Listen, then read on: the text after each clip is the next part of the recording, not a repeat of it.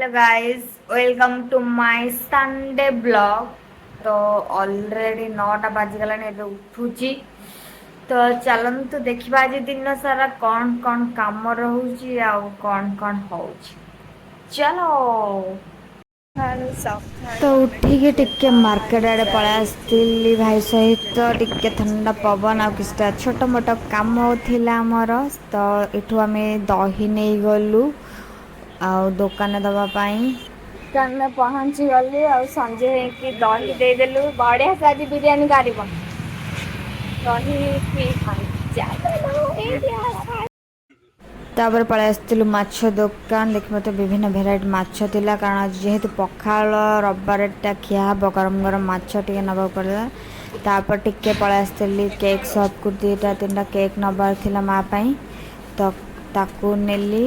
ତାକୁ ନେଇ ସାରିଲା ପରେ ଆମେ ଘରକୁ ରିଟର୍ନ କରିଥିଲୁ। ମାଛ ଧୁଆ ହେଉଛି, କହିଲେ ପଖାଳ ମାଛ ଭଜା ଖାଇବା। ମୁଁ ଜାଣିନଥିଲି ମୁଁ ମାଛ ଧୋଇବି ବୋଲି, କହିଲେ ମୁଁ ଖାଇନଥାନ୍ତି। ଗୋଟେ କ'ଣ ନ୍ୟୁ ଟ୍ରିକ୍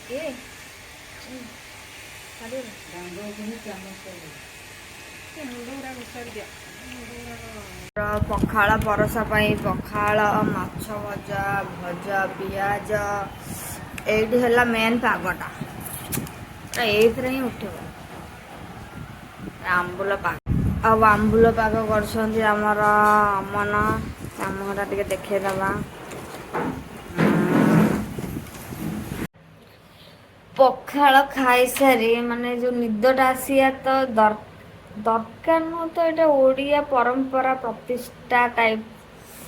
ପଖାଳ ଖାଇସାରିଲା ପରେ ଶୋଇବାଟା ମ୍ୟାଣ୍ଡେଟୋରୀ। ସେମିତି ଶୋଇପଡ଼ିବା।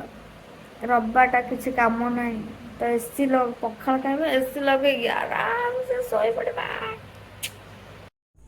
ଶୋଇକି ଉଠିକି ଟିକେ ବାହାରି ଯାଇଥିଲି ମାର୍କେଟ ଆଡ଼େ। ଆଉ ଥରେ ଟିକେ କାମ ଥିଲା। ଖରା ତ ହେଉନଥିଲା କିନ୍ତୁ ଗୁଳିଗୁଳି ବହୁତ ଜୋର ହେଉଥିଲା, ତ ସେଥିପାଇଁ ଟିକେ କଷ୍ଟ କରିବାକୁ ପଡ଼ିଥିଲା। ତାପରେ ମୁଁ ପହଞ୍ଚି ଯାଇଥିଲି। କିଛିଟା ଜିନିଷ ମା ପାଇଁ ନେବାର ଥିଲା।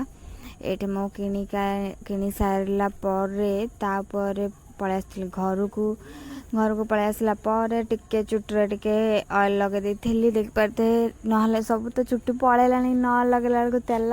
ଆଉ ତାପରେ 4ଟା ବେଳେ ପଳେଇ ଆସିଥିଲା ମୋ ସାଙ୍ଗ। ଦେଖନ୍ତୁ ସେ କେମିତି ସୁନ୍ଦର ଭାବରେ ମୋର ନେଲ୍ ପେଣ୍ଟ କରିଦେଉଛି। ଦେଖନ୍ତୁ ବଢ଼ିଆ ହେଇଛି ନା ନାହିଁ, ମୋତେ ଖାଲି କମେଣ୍ଟ ସେକ୍ସନରେ ଜଣାଇବେ। ତାପରେ ଇଭିନିଂରେ ଟିକେ ବାହାରି ଯାଇଥିଲା ଆମ ମନ୍ଦିର ପାଖକୁ, ଯେହେତୁ ଶୀତଳ ଷଷ୍ଠୀ ହେଇଥିଲା ଏବେ, ତ ଆଜି ଲାଷ୍ଟ ପୂଜା ଥିଲା। ତ ସେଠି ସମସ୍ତେ ବନ୍ଦାପନା କରୁଥିଲେ। ତ ଏମିତି କଟିଲା ଦିନଟା। ତ ଆଜିର ଦିନଟା କେମିତି ଲାଗିଲା ମୋତେ କମେଣ୍ଟ ସେକ୍ସନ ଜଣାଇବେ। ଆଉ ମୋ ଚ୍ୟାନେଲକୁ ସବସ୍କ୍ରାଇବ୍